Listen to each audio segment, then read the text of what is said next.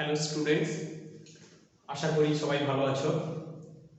আজকে আমরা শুরু করব ল্যান্থানাইট কন্ট্রাকশন এবং determination of position of electron in long form of periodic table. তো আজকের ক্লাস শুরু করার আগে প্রত্যেকটা স্টুডেন্টকে মাধ্যমিকের ভালো রেজাল্টের জন্য আমার দিক থেকে আন্তরিক শুভেচ্ছা এবং অভিনন্দন থাকলো। সেই সঙ্গে আগামীতে যাতে আরও ভালো রেজাল্ট করো তার জন্য দোয়া করি আল্লাহর কাছে।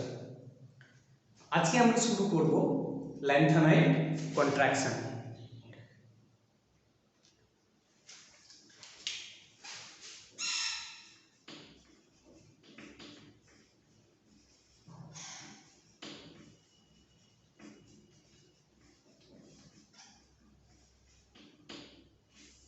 ল্যান্থানাইট কন্ট্রাকশন বা ল্যান্থানাইট সংকোচন।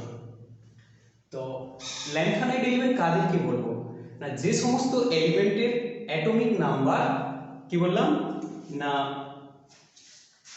58 থেকে 71, যে সমস্ত এলিমেন্টের অ্যাটমিক নাম্বার 58 থেকে 71 তাদেরকে আমরা বলবো ল্যান্থানাইট এলিমেন্ট। তো এখন সিরিয়াম থেকে লুটেসিয়াম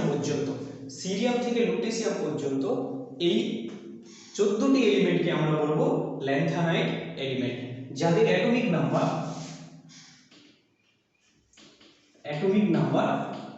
58 থেকে কি হবে না 58 থেকে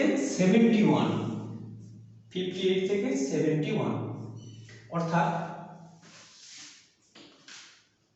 ডট ডট করে 59, 60, 61, 62, 63, 64, 65, 66, 67, 68, 69, 70 and 71, যাদের অ্যাটমিক নাম্বার হচ্ছে 58 থেকে 71 তাদেরকে আমরা বলবো কি ল্যান্থানাইট এলিমেন্ট। তাহলে ল্যান্থানাইট সংকোচন কাকে বলে? ল্যান্থানাইট এলিমেন্টগুলি পর্যায় বরাবর পারমাণবিক সংখ্যা বৃদ্ধির সঙ্গে সঙ্গে তাদের পারমাণবিক এবং আয়নীয় ব্যাসার্ধ হ্রাস পেতে থাকে। তো এই পারমাণবিক এবং আয়নীয় ব্যাসার্ধ হ্রাসের ঘটনাকে ল্যান্থানাইট সংকোচন বলে। কি বললাম? পর্যায় বরাবর ল্যান্থানাইট এলিমেন্টগুলো, অর্থাৎ যাদের অ্যাটমিক নাম্বার 58 থেকে 71, অর্থাৎ সিরিয়াম থেকে শুরু করে লুটেসিয়াম পর্যন্ত এই যে 14টি এলিমেন্ট, এদের পর্যায় বরাবর পারমাণবিক সংখ্যা বাম দিক থেকে ডান দিকে লেফট টু রাইট পারমাণবিক সংখ্যা দেখতে পাচ্ছ, এখানে 58 ছিল, এখানে 71 হয়েছে। অর্থাৎ পারমাণবিক সংখ্যা বৃদ্ধির সঙ্গে সঙ্গে তাদের আয়নীয় ব্যাসার্ধ এবং পারমাণবিক ব্যাসার্ধ গ্র্যাজুয়ালি হ্রাস পেতে থাকে। এই পারমাণবিক এবং আয়নীয় ব্যাসার্ধ গ্র্যাজুয়ালি হ্রাসের ঘটনাকে আমরা বলবো ল্যান্থানাইট সংকোচন। দেখতে পাচ্ছ এখানে সিরিয়ামের যে রেডিয়াস ছিল সেটা হচ্ছে 103 পিকোমিটার ইউনিটের ছিল, ধীরে ধীরে বা গ্র্যাজুয়ালি কমতে কমতে দেখা যাচ্ছে লুটেসিয়ামে এসে দাঁড়িয়ে গেছে। তার লুটেসিয়ামের অ্যাটমিক নাম্বার হচ্ছে 85। তাহলে সিরিয়ামের ছিল যেখানে 103 পিকোমিটার, সেখানে দেখতে পাচ্ছি লুটেসিয়ামের ক্ষেত্রে 85 পিকোমিটার। তার মানে ধীরে ধীরে তার আয়নীয় ব্যাসার্ধ এবং পারমাণবিক ব্যাসার্ধ কি হচ্ছে? কমছে। এই পারমাণবিক ব্যাসার্ধ ও আয়নীয় ব্যাসার্ধ হ্রাসের ঘটনাকে বলবো ল্যান্থানাইট সংকোচন। তো এই ল্যান্থানাইট সংকোচন কিসের জন্য হয় সেটা আজকে জানবো। তো ল্যান্থানাইট সংকোচন কিসের জন্য হয় সেটা জানার আগে প্রথমে জানবো স্ক্রিনিং এফেক্ট বা আবরণী প্রভাব কি। কি বললাম? Screening effect.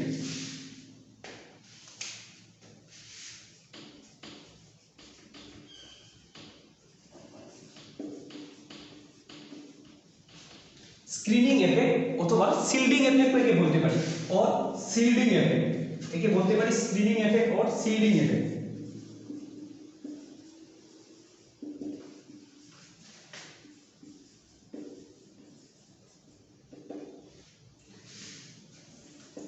শিল্ডিং এফেক্ট কাকে বলবো না, ধরো এটা হচ্ছে একটা মাল্টি ইলেকট্রনিক সিস্টেম। পরমাণু তার বিভিন্ন হচ্ছে কি বলতো কক্ষপথ, ঠিক আছে? এটা হচ্ছে একটা মাল্টি ইলেকট্রনিক সিস্টেম। এই মাল্টি ইলেকট্রনিক সিস্টেমে বিভিন্ন কক্ষপথে কি রয়েছে? ইলেকট্রন পূর্ণ রয়েছে। এই কক্ষপথগুলোতে ইলেকট্রন কি রয়েছে? পূর্ণ রয়েছে বিভিন্ন কক্ষপথগুলোতে। এই বাইরের কক্ষের যে ইলেকট্রন একে বলা হয় আউটার সেল ইলেকট্রন, এটাকে বলা হয় outer shell electron.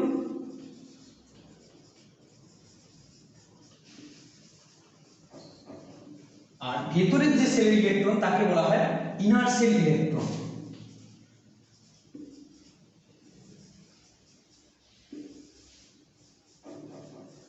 Inner shell electron. এবার নিউক্লিয়াস হচ্ছে পজিটিভ আর ইলেকট্রন হচ্ছে কি নেগেটিভ। আমরা জানি যে পজিটিভ চার্জ নিউক্লিয়াস কি করে না নেগেটিভ চার্জ যুক্ত তার আউটার সেল ইলেকট্রনগুলোকে কি করে নিজের কেন্দ্রের দিকে আকর্ষণ করতে থাকে। যখনই নিউক্লিয়াস কি করে এই আউটার সেল ইলেকট্রনকে তার নিউক্লিয়াসের দিকে আকর্ষণ করতে থাকে, তখনই নেগেটিভ চার্জ যুক্ত ইনার সেল যে ইলেকট্রন আছে সেই ইলেকট্রন কি করে এই ইলেকট্রনটাকে বাধা দেয়। বাধা দেয় কিসের জন্য বাধা দেয়? এই ইলেকট্রনটাও নেগেটিভ, এই ইলেকট্রনটাও নেগেটিভ, তখন এদের মধ্যে কি হয় ইলেকট্রন ইলেকট্রন রিপালশন হয়ে থাকে। কি হয়ে থাকে?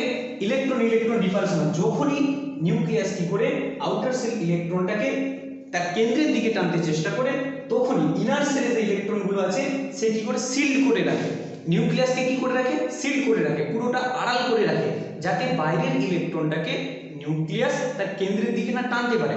অর্থাৎ কি করে এইভাবে পুরোটা ঢেকে দেয়, নিউক্লিয়াসকে কিভাবে এইভাবে পুরোটা ঢেকে দেয়, অর্থাৎ সিল্ড করে রাখে। এবং এই ইলেকট্রনটা কি করে রিপালশন করে বাইরের দিকে ঠেলে দেয়, অর্থাৎ ইলেকট্রন ইলেকট্রন রিপালশন ঘটে। এখানে যেটা ঘটে ইলেকট্রন ইলেকট্রন রিপালশন ঘটে, রিপালশন ওকে। তাহলে এখানে কি হচ্ছে না ইনার সেল ইলেকট্রন কি করে আউটার সেল ইলেকট্রনকে কি করে রাখে সিল করে রাখে। Inner shell electron shield outer shell electron from nucleus, this is called shielding effect. তাহলে শিল্ডিং এফেক্টে কি না এখানে কি ঘটনা ঘটছে না অন্তর্বর্তী কক্ষের ইলেকট্রনগুলো কি করে না অন্তর্বর্তী কক্ষপূর্ণ ইলেকট্রনগুলো বাইরের কক্ষের ইলেকট্রনকে নিউক্লিয়াস যে টানছে আকর্ষণ বলের সাহায্যে, নিউক্লিয়াসের আকর্ষণ বলের প্রভাবটাকে কি হচ্ছে কমিয়ে দিচ্ছে। একে বলা হয় কি আবরণী প্রভাব। বাইরের কক্ষের ইলেকট্রনটির উপর নিউক্লিয়াসের অন্তর্বর্তী কক্ষপূর্ণ ইলেকট্রনগুলো নিউক্লিয়াসের আবরণী কি করে আকর্ষণ বলের প্রভাবকে কমিয়ে দেয়, একে বলা হয় কি আবরণী প্রভাব। তাহলে শিল্ডিং এফেক্ট কাকে বলবো? The shielding of outer shell electron. তাহলে ডেফিনেশনটা কি আমরা লিখব শিল্ডিং এফেক্টে, মুছে দিচ্ছি একটু লিখে নাও। শিল্ডিং এফেক্টের ডেফিনেশন কি লিখব? The shielding of outer cell electron, outer cell electron by inner cell, the shielding of outer cell electron by inner cell electron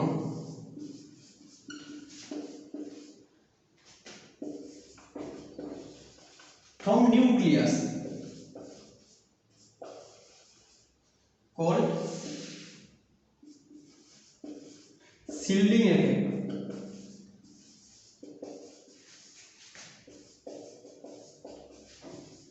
shielding effect কি বললাম না এই বাইরের ইলেকট্রনটাকে নিউক্লিয়াস যখন তার আকর্ষণ বলের সাহায্যে নিজের কেন্দ্রের দিকে টানছে, তখনই কি করে অন্তর্বর্তী কক্ষগুলো কি করে নিউক্লিয়াসকে ঘিরে রাখে, আড়াল করে রাখে, বাইরের ইলেকট্রনটাকে কি করে নিউক্লিয়াসের দিকে আসতে দেয় না, অর্থাৎ কি করে আবরণের মতো আবৃত করে ফেলে।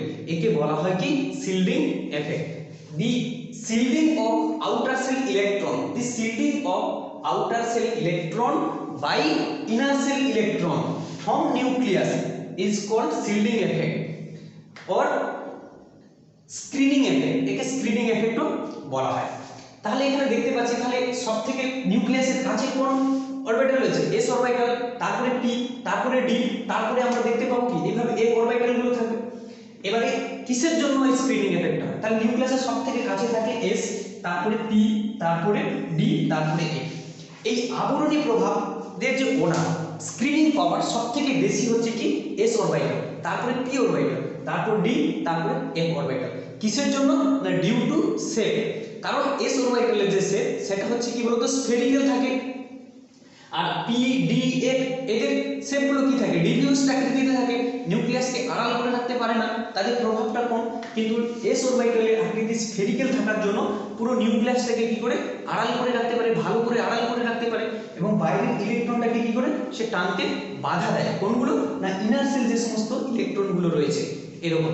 তাহলে স্ক্রিনিং পাওয়ার সবথেকে বেশি কার হবে না, স্ক্রিনিং পাওয়ার সবথেকে বেশি হবে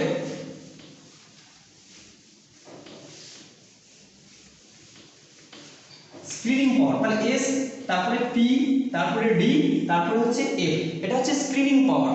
স্ক্রিনিং পাওয়ার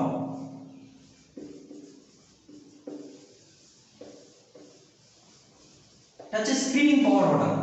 সবথেকে বেশি স্ক্রিনিং পাওয়ার এস, তারপরে পি, তারপরে ডি, তারপরে এফ। কারণ এর কিসের জন্য, ডিউ টু শেপ, এটা হচ্ছে due to shape, due to shape, তাদের আকৃতির জন্য। এবারে কি হচ্ছে না, এই এস অরবিটাল গুলো কি করবে,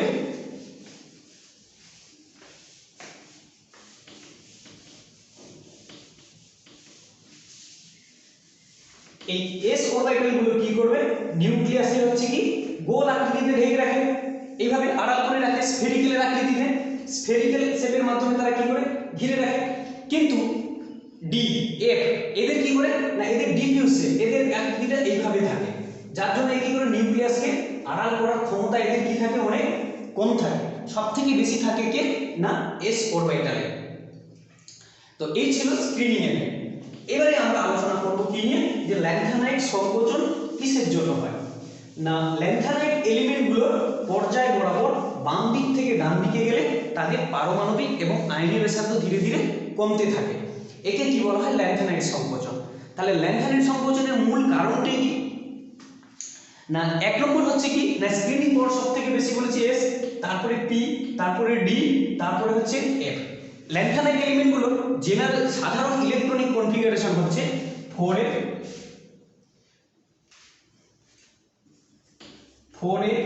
1 to 14, 5d 0 to 1 and 6s2। এটা হচ্ছে কি না, electronic configuration of lanthanide element, electronic configuration of lanthanide element.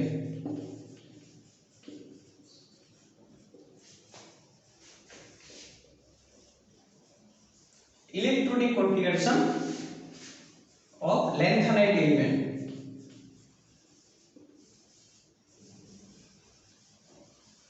এই হচ্ছে electronic configuration of lanthanide element. এবারে কি বললাম না, ল্যান্থানাইট এলিমেন্টগুলোর ক্ষেত্রে যাদের অ্যাটমিক নাম্বার 58 থেকে 71, তাদের যে লাস্ট ইলেকট্রন সেটা প্রবেশ করে কোথায়, এই এফ অরবিটালে। এবার এফ অরবিটালের হচ্ছে কি ডিফিউজ শেপ বা পরিব্যাপ্ত আকৃতির জন্য এদের কি আবরণী প্রভাব অনেক কি থাকে, কম থাকে, যার ফলে কি অর্থাৎ এদের পোর শিল্ডিং এফেক্ট, পোর শিল্ডিং এফেক্টের জন্য এরা কি করে না, বাইরের ইলেকট্রনটাকে কি করে যে নিউক্লিয়াসের আড়াল থেকে, নিউক্লিয়াসের শক্তি থেকে এরা কি করে রক্ষা করতে পারে না, অর্থাৎ it cannot shield outer electron from nucleus. তাহলে এক নম্বর যেটা কারণটা হচ্ছে কি না, ডিফিউজ শেপ, এদের হচ্ছে কি diffuse shape, diffuse shape, diffuse শেপের জন্য কি হচ্ছে না, it cannot shield outer electron from nucleus. এটা কি হচ্ছে, ইট cannot shield.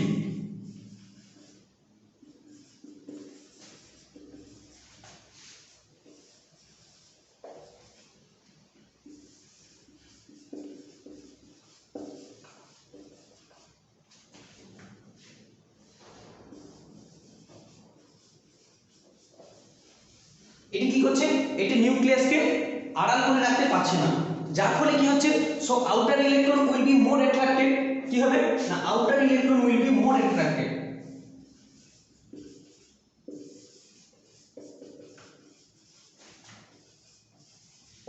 will be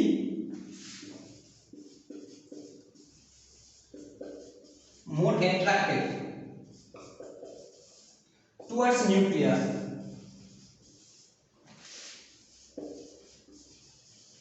nucleus এক নম্বর হচ্ছে কি না, এর লাস্ট ইলেকট্রন কোথায় প্রবেশ করছে ল্যান্থানাইট এলিমেন্টগুলোর ক্ষেত্রে না, 4f অরবিটালে প্রবেশ করছে।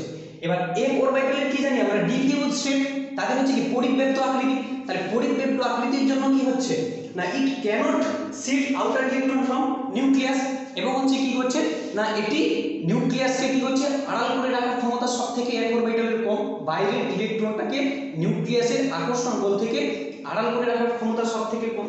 যেহেতু এক অরবিটালে আড়াল করে রাখার ক্ষমতা কম অর্থাৎ শিল্ডিং এফেক্ট কম, যার জন্য কি হচ্ছে নিউক্লিয়াসটা তার আকর্ষণ বলের জন্য কি হচ্ছে আরো সংকুচিত হয়ে যাচ্ছে, অর্থাৎ ইলেকট্রনটা কি হচ্ছে নিউক্লিয়াসের তো কাছাকাছি চলে আসছে, অর্থাৎ কি হচ্ছে outer electron will be more attracted towards nucleus. যেহেতু আউটার ইলেকট্রন নিউক্লিয়াসের কাছাকাছি চলে আসছে সেজন্য কি হচ্ছে না অ্যাটমিক রেডিয়াস তাদের ডিক্রিজ করবে, তখনই ঘটছে কি অ্যাটমিক রেডিয়াস ডিক্রিজ করছে, অ্যাটমিক রেডিয়াস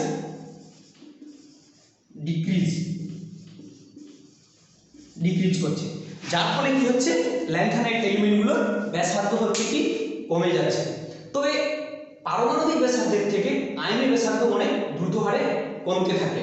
তাহলে এক নম্বর কারণটা কি, ল্যান্থানাইট এলিমেন্টের এক নম্বর কারণটা কি না ল্যান্থানাইট এলিমেন্টগুলোর যে ইলেকট্রনিক কনফিগারেশন সেটা হচ্ছে 4a 1 to 14 5b 0 to 1 6s2, sorry এখানে 2 হবে 6s2। এবার লাস্ট ইলেকট্রন যখনই এই f অরবিটালে প্রবেশ করছে তখন কি হচ্ছে না f অরবিটালে আমরা দেখতে পাচ্ছি ডিফিউজ শেপ, তার পরিব্যাপ্ত আকৃতি, অর্থাৎ তার শিল্ডিং পাওয়ার অনেক কম। ডিফিউজ শেপের জন্য তার শিল্ডিং পাওয়ার অনেক কম। ডিফিউজ শেপ হলে it cannot shield outer electron from nucleus, এটি হচ্ছে কি না বাইরের পক্ষের ইলেকট্রনটাকে নিউক্লিয়াস থেকে আড়াল করে রাখার ক্ষমতা কম, ফলে কি হচ্ছে outer electron will be more attracted towards nucleus, নিউক্লিয়াসের দিকে অধিকতর অগ্রসর হয়ে যাচ্ছে, ফলে কি হচ্ছে তার অ্যাটমিক রেডিয়াস হচ্ছে ডিক্রিজ করছে। মনে রাখবে যে শিল্ডিং পাওয়ার যার যত বেশি হবে তার হচ্ছে কি সাইজ তত বড় হবে, আর শিল্ডিং পাওয়ার কম হলে সাইজ ছোট হবে, কারণ শিল্ডিং পাওয়ার বেশি হলে ইলেকট্রন রিপালশন হবে এবং সেটা কি দূরের দিকে সরে যাবে, অর্থাৎ ব্যাসার্ধ বেড়ে যাবে বা রেডিয়াস কি হবে ইনক্রিজ করবে। তাহলে আমরা এখান থেকে জানলাম যে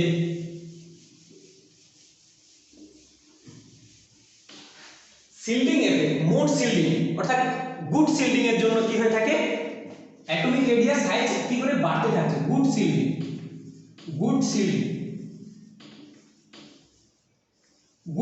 কি হবে সাইজ কি করবে ইনক্রিজ করবে, সাইজ ইনক্রিজ করবে। আর পোর শিল্ডিং এর জন্য কি হবে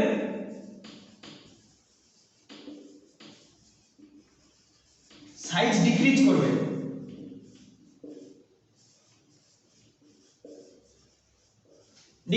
এখানে কি করবে সাইজ ইনক্রিজ করবে আর এখানে সাইজ কি হবে ডিক্রিজ করবে।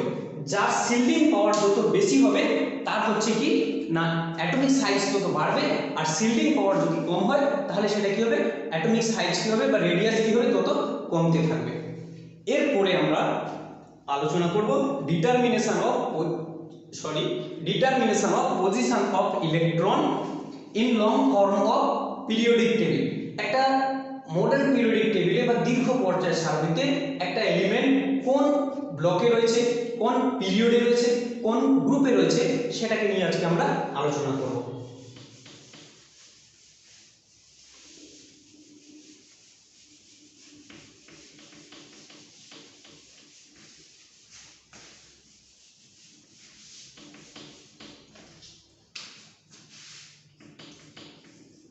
Determination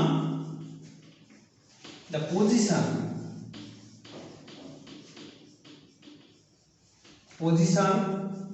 of electron in long form of periodic table.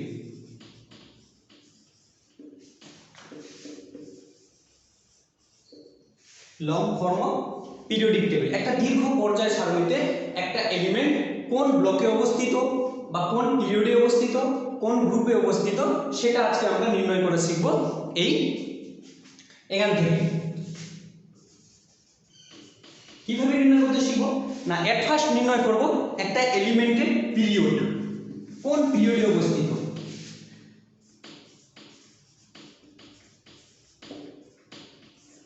সবথেকে প্রথমে যেটা জানবো পিরিয়ড সম্পর্কে, না সর্ববহিস্থ ইলেকট্রনীয় কক্ষ সংখ্যা তার পর্যায় সংখ্যার সঙ্গে কি হয় সমান হয়।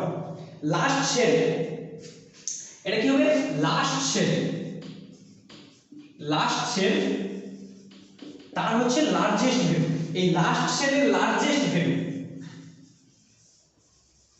লার্জেস্ট ভ্যালু, লাস্ট সেলের লার্জেস্ট ভ্যালু হবে তার পিরিয়ড নাম্বার। কি বললাম না, সর্ববহিস্থ ইলেকট্রনীয় কক্ষ সংখ্যা হবে তার পর্যায় সংখ্যার সঙ্গে সমান। অর্থাৎ লাস্ট সেলের এন এর হচ্ছে কি সবথেকে বৃহত্তম ভ্যালু যেটা হবে সেটা হবে পিরিয়ড।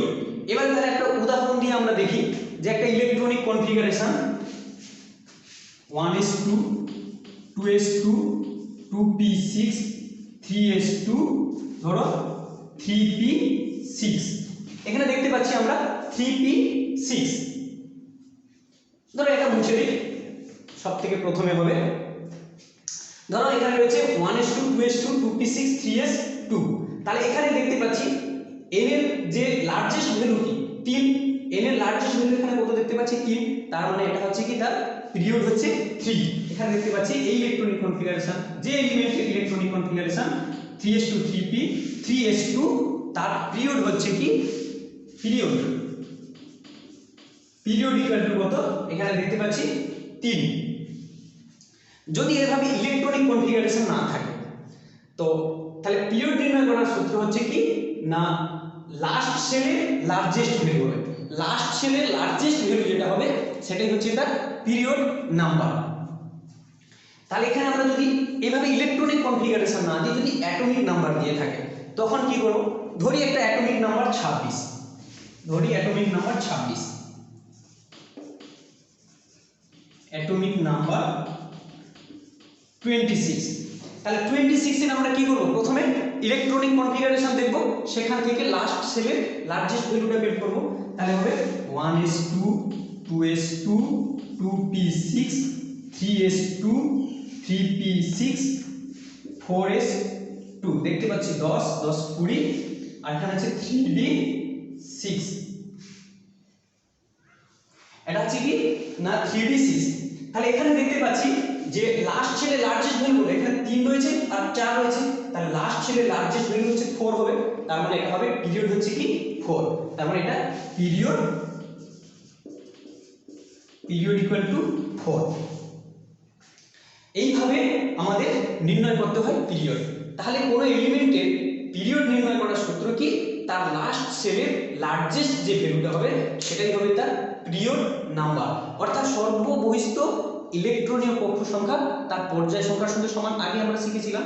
তাহলে এখানে দেখতে পাচ্ছি সর্ববহিস্থ ইলেকট্রনীয় কক্ষ সংখ্যা কি 4, এটাই হবে তার পিরিয়ড নাম্বার। লাস্ট সেলে লার্জেস্ট ভ্যালু যেটা হবে সেটা হচ্ছে তার পিরিয়ড নাম্বার। এবারে আমরা আলোচনা করব যে ব্লক, একটা এলিমেন্ট কোন ব্লকের অন্তর্ভুক্ত, সেটা S block, P block, D block কি এ ব্লক, সেটা আমরা জানতে পারবো।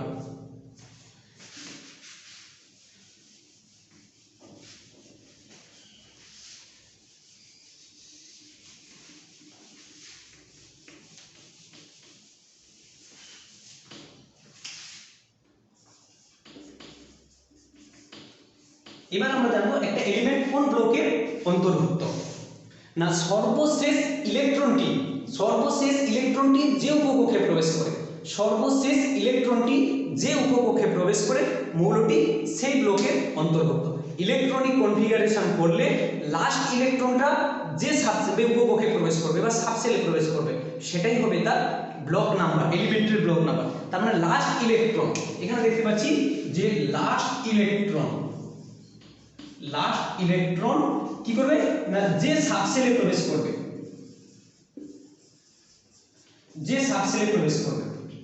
লাস্ট ইলেকট্রনটা যে সাবসেলে প্রবেশ করবে সেটাই হবে তার block number.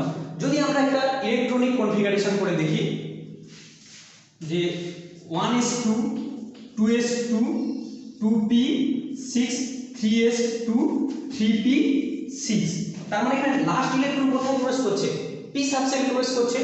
Last ইলেকট্রনটা electronic configuration কোথায় প্রবেশ করছে, পি সাবসেলে প্রবেশ করছে, তার মানে এলিমেন্টের ব্লক হবে পি ব্লক। তার মানে এলিমেন্টের এখানে ব্লকটা হবে কি পি ব্লক।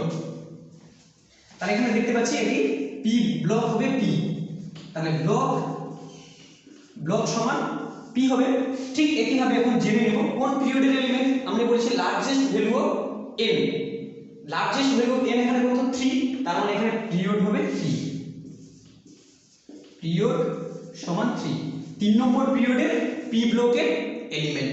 এবারে যদি আমরা একটা কি করি ইলেকট্রনিক কনফিগারেশন নিই, সেখান থেকে আমরা দেখব ধরো একটা অ্যাটমিক নাম্বার থাকে, সেই অ্যাটমিক নাম্বারকে আমরা ইলেকট্রনিক কনফিগারেশন করে দেখব, দেখে আমরা সেখান থেকে বলবো যে এটা কোন পিরিয়ড আর কোন ব্লকের এলিমেন্ট। ধরো অ্যাটমিক নাম্বার 20, একটা অ্যাটমিক নাম্বার নিয়ে নিলাম, অ্যাটমিক নাম্বার দেওয়া আছে অ্যাটমিক নাম্বার 20।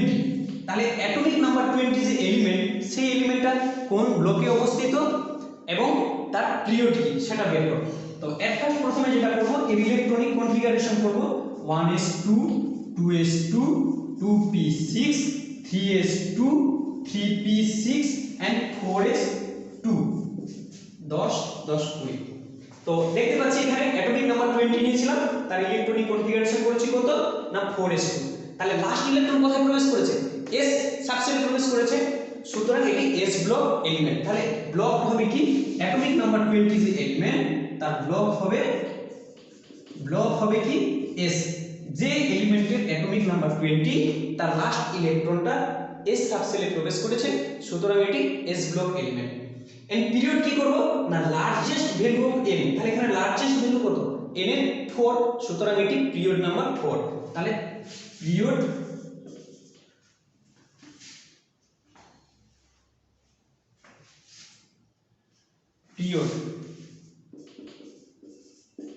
হচ্ছে 4। এবারে আমরা দেখব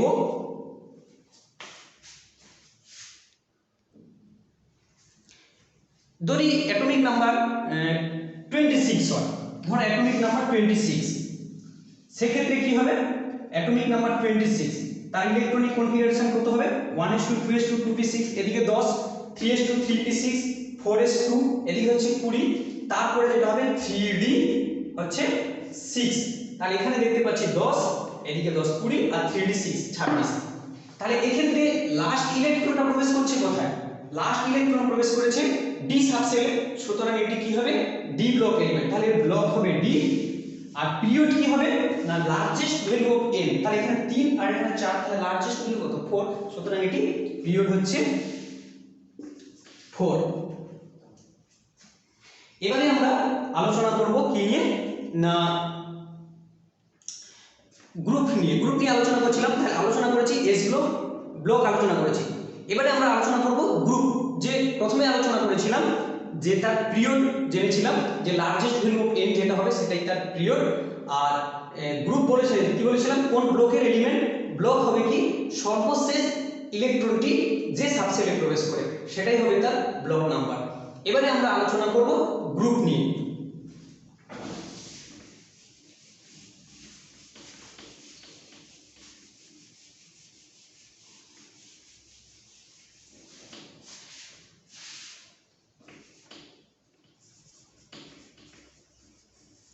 আলোচনা করব কি নিয়ে গ্রুপ নিয়ে না মৌলটি কোন ব্লকের অন্তর্ভুক্ত এবং তার এক নম্বর কথা হচ্ছে মৌলটি কোন ব্লকের অন্তর্ভুক্ত এবং তার n-তম ও n-1তম কক্ষে কতগুলো ইলেকট্রন রয়েছে তার উপর ভিত্তি করে নির্ণয় করা হয় তার গ্রুপ নির্ণয় করা হয়। কি বলা হয় না গ্রুপ কিভাবে নির্ণয় করা হয় না এট ফার্স্ট মৌলটি কোন ব্লকের অন্তর্ভুক্ত, সেটা s ব্লক না p ব্লক না d ব্লক, তার উপরে এবং n-তম ও n-1তম কক্ষে কতগুলো ইলেকট্রন রয়েছে তার উপরে ভিত্তি করে তার গ্রুপ নির্ণয় করা হয়। তাহলে সবথেকে প্রথমে নির্ণয় করব কি না s ব্লক এলিমেন্টের ক্ষেত্রে গ্রুপ নির্ণয় করব।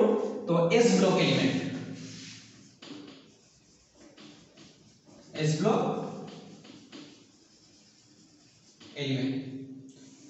এলিমেন্টের ক্ষেত্রে গ্রুপ কি হবে না গ্রুপ নাম্বার হচ্ছে number of electron in ns subshell. তা ns সাবসেলে যতগুলো ইলেকট্রন থাকবে সেটাই হবে তার গ্রুপ নাম্বার। তাহলে এখানে গ্রুপ কি হবে s ব্লক এলিমেন্টের ক্ষেত্রে গ্রুপ কি হবে গ্রুপ সমান কি হবে গ্রুপ নাম্বার কি হবে নাম্বার অফ ইলেকট্রন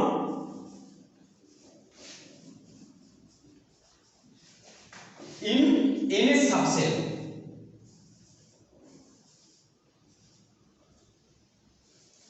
ns সাবসেলে এই ns সাবসেলে যতগুলো ইলেকট্রন থাকবে সেটাই হবে তার গ্রুপ নাম্বার।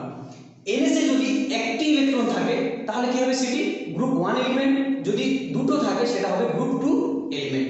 তাহলে NS এ যদি NS 1 হয় তাহলে সেটি কি হবে গ্রুপ 1 এলিমেন্ট, গ্রুপ 1। আর NS এ যদি কি হয় দুটো ইলেকট্রন থাকে তাহলে সেটা কি হবে গ্রুপ 2, গ্রুপ 2। তাহলে গ্রুপ নির্ণয় করার সূত্র হচ্ছে কি মৌলটি কোন ব্লকে অন্তর্ভুক্ত ও তার nতম এবং n-1তম কক্ষে কতগুলো ইলেকট্রন আছে তার উপর ভিত্তি করে আমরা গ্রুপ নির্ণয় করব। তাহলে প্রথমে দেখব s ব্লক এলিমেন্টের ক্ষেত্রে গ্রুপ। s ব্লক এলিমেন্টের ক্ষেত্রে গ্রুপ নির্ণয়ের সূত্র হচ্ছে কি number of electron present in ns subshell. ns সাবসেলে যতগুলো ইলেকট্রন থাকবে সেটাই হবে তার গ্রুপ। ns এর ক্ষেত্রে যদি একটা ইলেকট্রন ns এ থাকে তাহলে সেটা দেখতে পাচ্ছি যে গ্রুপ 1 হবে, আর ns এ যদি দুটো থাকে ইলেকট্রন তাহলে সেটা হবে গ্রুপ 2 এলিমেন্ট। এবারে আমরা জানবো কি না p ব্লক। p ব্লক এলিমেন্টের ক্ষেত্রে কি হবে p block element, p block এলিমেন্টের ক্ষেত্রে গ্রুপ।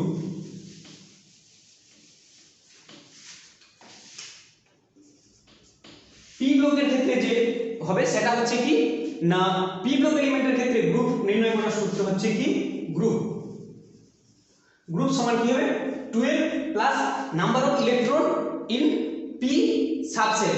কি হবে 12 plus number of electron, number of electron in p subshell বা np, p সাবসেল বা np সাবসেল।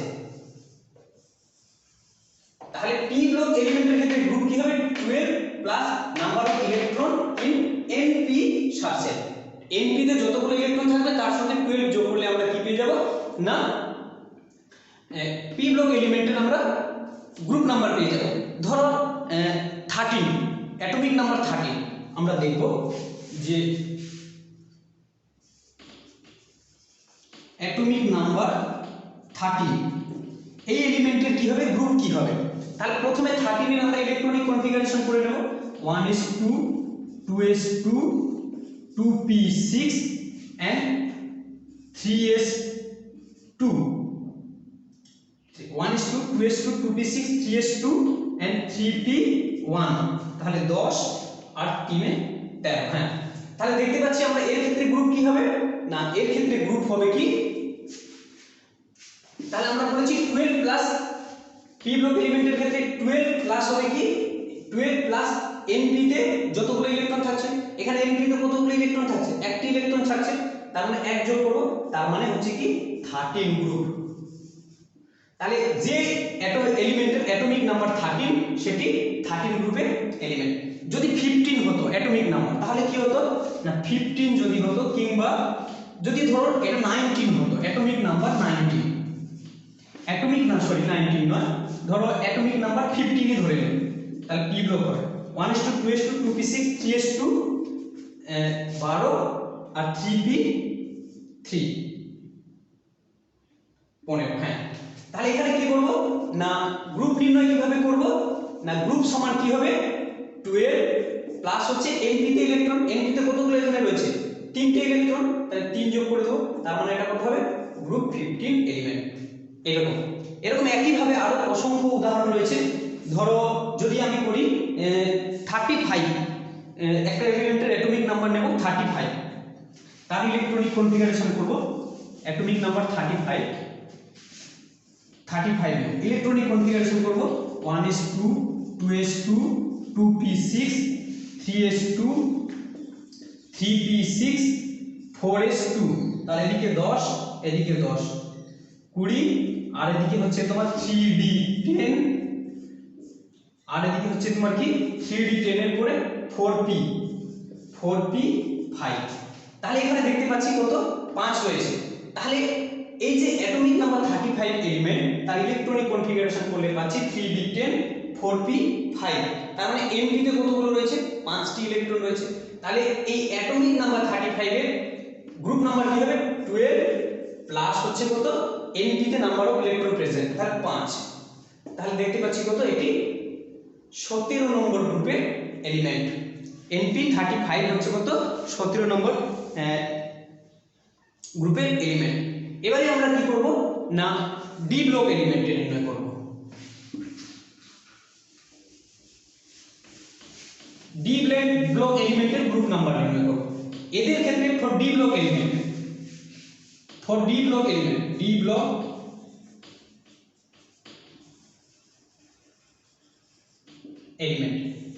ব্লক এলিমেন্টের ক্ষেত্রে গ্রুপ নাম্বার কি হবে ns এবং n-1 number of electron in n-1 D সাবসেলে যতগুলো ইলেকট্রন থাকবে তাদের যোগফলকে আমরা কি বলবো না ডি ব্লক এলিমেন্টের গ্রুপ নাম্বার বলবো। তাহলে কি হবে ns প্লাস হচ্ছে number of electron in n-1 D subshell. তাহলে কি বললাম ns এ যতগুলো ইলেকট্রন থাকবে এবং n-1 ডি সাবসেলে যতগুলো ইলেকট্রন থাকবে তাদের যোগফল হবে ডি ব্লক এলিমেন্টের হচ্ছে কি গ্রুপ নাম্বার। তাহলে আমরা প্রথমে বের করব ধরো অ্যাটমিক নাম্বার 23 তার ইলেকট্রনিক কনফিগারেশন করব করে সেখান থেকে দেখব যে কোন ব্লকের কোন গ্রুপের এলিমেন্ট। অ্যাটমিক নাম্বার কত রয়েছে 23 এর ইলেকট্রনিক কনফিগারেশন করব 1s2 2s2 2p6 3s2 3p6 4s2 20 আর হচ্ছে 3d3 কি বললাম 4s2 আর হচ্ছে 3d3। তো এখানে দেখতে পাচ্ছি ns এবং number of electron in n-1 D subshell এটাই হবে তার ডি ব্লক এলিমেন্টের গ্রুপ নাম্বার। তাহলে দেখতে পাবো এর ক্ষেত্রে গ্রুপ কি হবে এর ক্ষেত্রে গ্রুপ সমান ns এ কতগুলো রয়েছে এখানে দুটো রয়েছে তার মানে 2 প্লাস এখানে n-1 ডি সাবসেল কতগুলো ইলেকট্রন রয়েছে 3 তার মানে 3 সুতরাং এটি কি 5 গ্রুপের এলিমেন্ট গ্রুপ 5 এলিমেন্ট। এটা হচ্ছে কি গ্রুপ 5 এলিমেন্ট।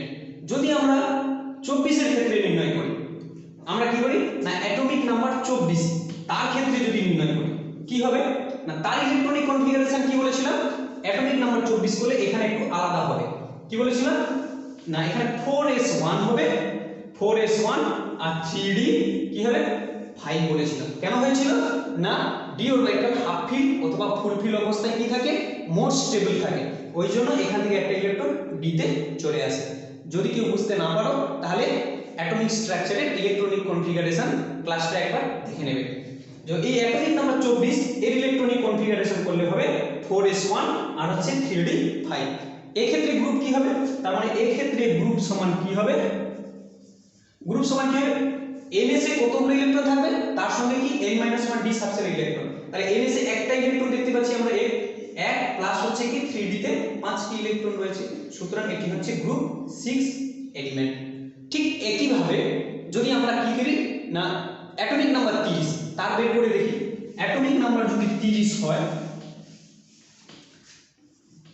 30 তাহলে তার ইলেকট্রনিক কনফিগারেশন করব 1s2 2s2 2p6 3s2 3p6 and 4s2 R 3d10 তাহলে 10 10 20।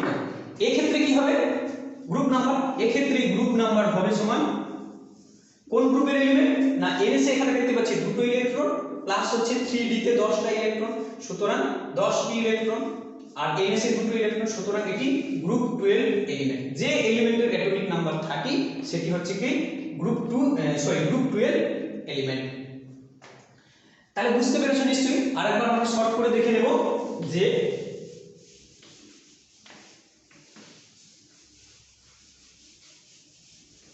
s ব্লক এলিমেন্টের ক্ষেত্রে কি হবে s ব্লকের ক্ষেত্রে কি হবে ns এ যদি একটা ইলেকট্রন থাকে s ব্লক এলিমেন্টের ক্ষেত্রে যদি ns এ একটা ইলেকট্রন থাকে তাহলে তার গ্রুপ নাম্বার হবে 1 ns এ যদি দুটো ইলেকট্রন থাকে তাহলে তার গ্রুপ নাম্বার হবে কত 2। কারণ বলেছি যে number of electron present in ns সাবসেলে যতগুলো ইলেকট্রন থাকবে সেটাই হবে তার গ্রুপ নাম্বার। p ব্লক এলিমেন্টের ক্ষেত্রে কি বলেছিলাম p ব্লক এলিমেন্ট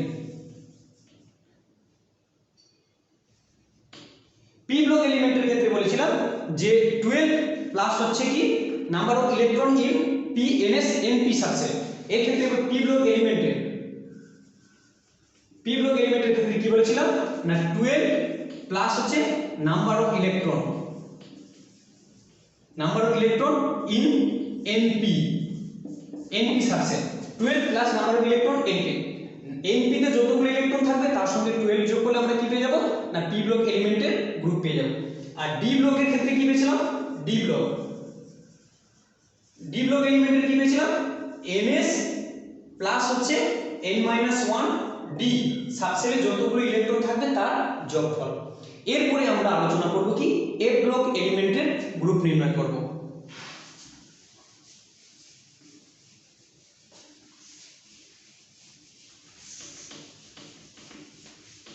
এবার হচ্ছে F block element.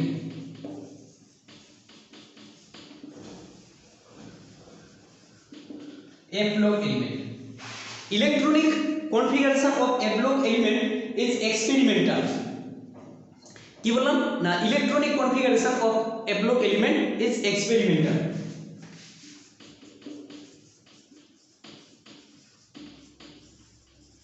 Configuration of F block element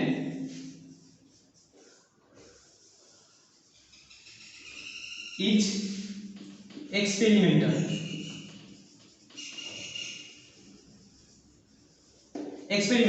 experimental কেন না এটি এই এফ ব্লক এলিমেন্টগুলোর ইলেকট্রনিক কনফিগারেশন ডিপেন্ড করে তার কালার তার ম্যাগনেটিক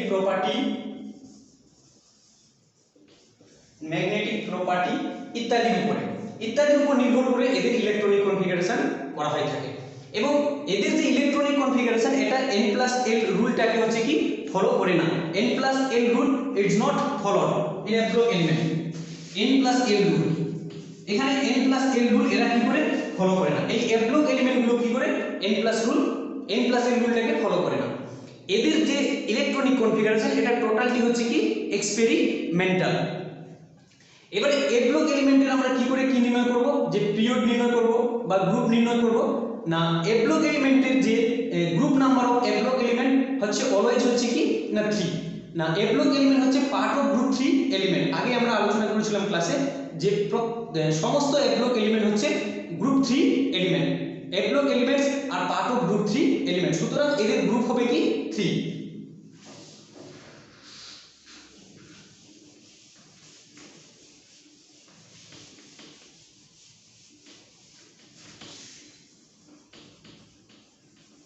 গ্রুপ সমান কি হবে 3, কারণ সমস্ত এফ ব্লক এলিমেন্ট হচ্ছে কি গ্রুপ 3 এলিমেন্টের হচ্ছে একটা পার্ট এবং এরা আর ব্লকটা কি না ব্লক তো এদের ব্লক তো এফ হবে। এক নম্বর কথা হচ্ছে কি এফ ব্লক এলিমেন্ট তার মানে কি যে সমস্ত এলিমেন্টের অ্যাটমিক নাম্বার 58 থেকে 71 তাদের হচ্ছে কি না পিরিয়ড 6 এর এলিমেন্ট। কি বললাম এদের পিরিয়ড কি হবে এদের পিরিয়ড হবে কি 6।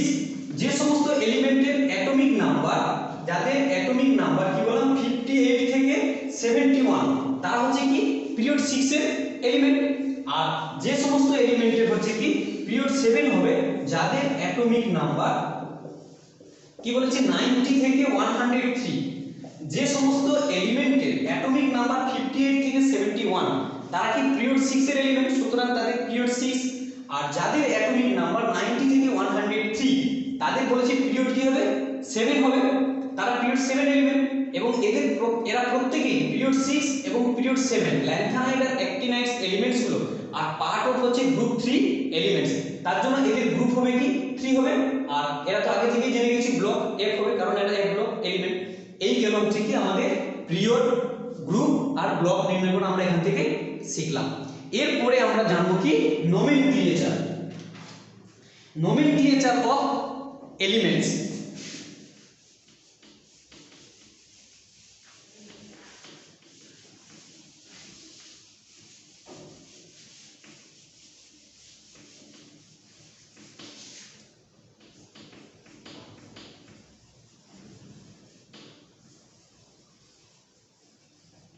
নোমেনক্লেচার অফ এলিমেন্টস, অর্থাৎ এদের ইউপেক নির্ণয় বের করব, IUPAC নামকরণ করব, এদের নামকরণ করব। কাদের নামকরণ করব? কোন সমস্ত এলিমেন্টগুলোর নামকরণ করব না, যে সমস্ত এলিমেন্টের অ্যাটমিক নাম্বার অ্যাবাভ 100, না অ্যাটমিক নাম্বার যাদের অ্যাটমিক নাম্বার কি হচ্ছে 100, অ্যাটমিক নাম্বার যাদের অ্যাবাভ 100, যে সমস্ত এলিমেন্টের অ্যাটমিক নাম্বার হচ্ছে কি অ্যাবাভ 100, তাদের ক্ষেত্রে আমরা কি IUPAC নামকরণ করব। তো সবথেকে প্রথমে আমরা ডিজিটগুলোর জেনে নেব, আর ডিজিটগুলোর হচ্ছে নাম জানবো, আর তাদের অ্যাব্রিভিয়েশন বা চিহ্নগুলো শিখব। তো প্রথমে যেটা আমরা করব কি না ডিজিট,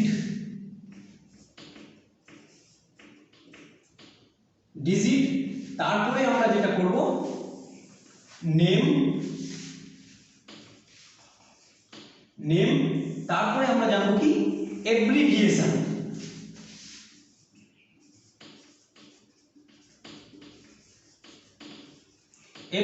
মানে চিহ্ন।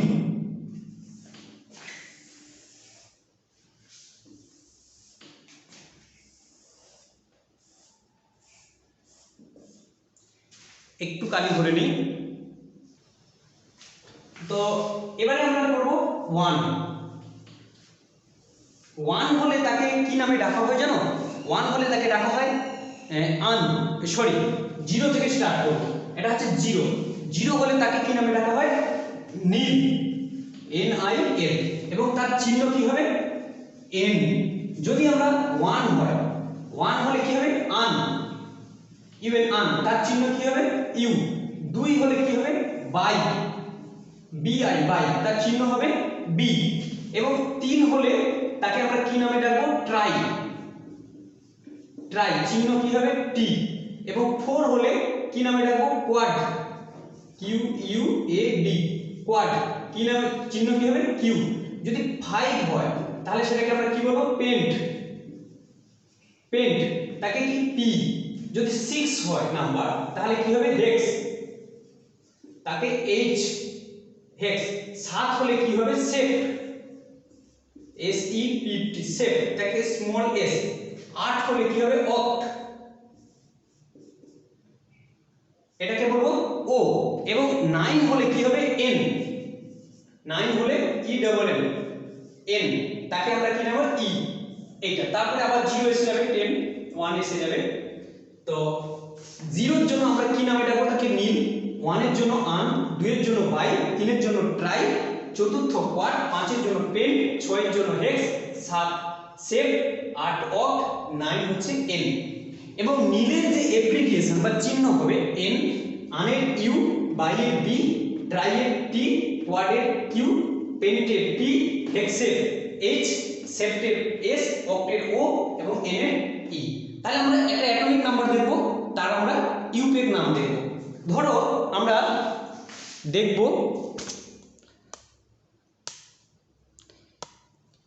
কাদের ক্ষেত্রে না 101, অ্যাটমিক নাম্বার আমরা দেখব 101,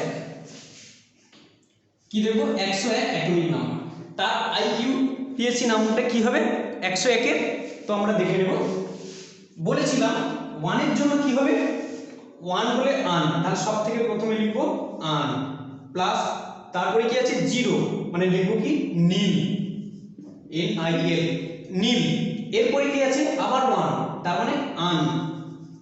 এর সঙ্গে কি যুক্ত করতে হবে IUM কথাটা যুক্ত করতে হবে নামের জন্য। তাহলে নাম কি হবে, এর নেম কি হবে না আন, নীল, আন, IUM কথাটা শেষে যোগ করতে হবে। কি কথা যোগ করতে হবে IUM কথাটা যোগ করতে হবে, IUM কথাটা যোগ করতে হবে। তো তাহলে লিখব কি আন, নীল, আন, IUM। তার চিহ্নটা কি হবে না প্রথম অক্ষরটা ক্যাপিটাল হবে আর বাকি দুটো লেটার কি হবে ছোট হবে। তাহলে UNU। যদি 102 হয়, 102 হয় তাহলে কি হবে আন প্লাস নীল প্লাস হচ্ছে বাই। একটা জিনিস মনে রাখবে, যে আই ইউ এম এর আগে যদি বাই কিংবা ট্রাই কথাটা আসে, কি বললাম, যদি বাই কিংবা ট্রাই কথাটা আসে, কি বললাম, যদি সরি উপরে দেখা যাচ্ছে না, যদি বাই কিংবা ট্রাই কথাটা আসে, কি আছে না আই ইউ এম এর আগে যদি কি আসে বাই কিংবা ট্রাই কথাটা আসে, তাহলে কি হবে, এই বাই কিংবা ট্রাই এর আই অক্ষরটা বাদ যাবে। কি বললাম, বাই কিংবা ট্রাই এর আই অক্ষরটা বাদ যাবে।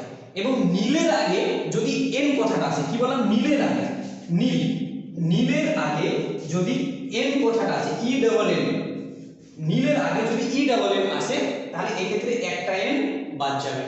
কি বললাম, নামকরণের ক্ষেত্রে আই ইউ এম এর আগে যদি বাই কিংবা ট্রাই আসে, তবে বাই কিংবা ট্রাই এর এই আই লেটারটা বাদ যাবে।